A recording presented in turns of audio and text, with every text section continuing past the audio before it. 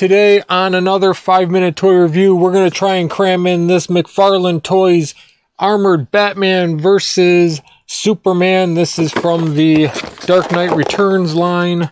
You can see based off the Miller art from the comic book. Pretty cool. I like it a lot. I've been waiting to open this guy up, so why wait any longer? I am not a box collector. I'm a toy collector. So the box can go to heck. Ooh.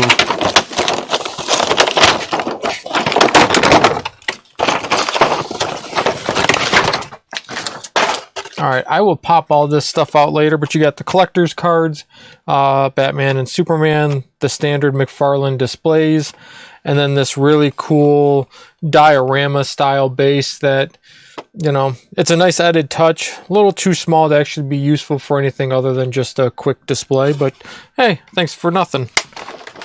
Or something, I guess.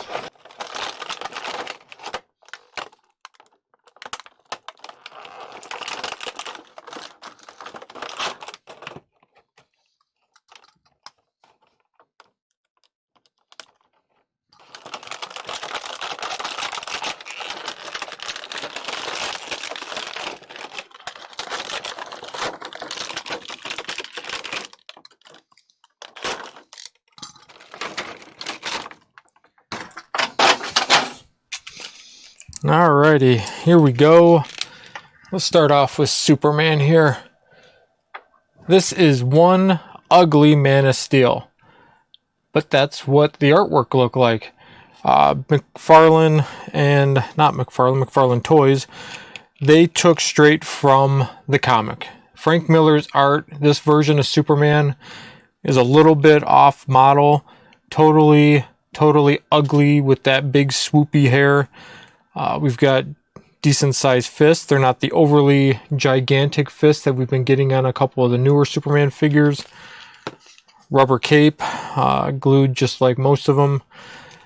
But this is supposed to be an older version of our traditional Superman. You know, red trunks, the typical S, and it's a good likeness. A couple shiny spots. I'm not sure if that's supposed to be there, if that's a manufacturing defect. He's got bendy toes, double knees, because why not? Single elbow, because it's one of the earlier McFarlane figures. Decent head articulation. So the Man of Steel. Now the Batman, excuse me, same kind of thing. He's got bendy toes. He's got the cool spikes on the bottom of his boots, so he can really kick the crap out of you. Double knees again. Different hands. He's got like a gun hand, but he did not come with a gun. Decent articulation in the head.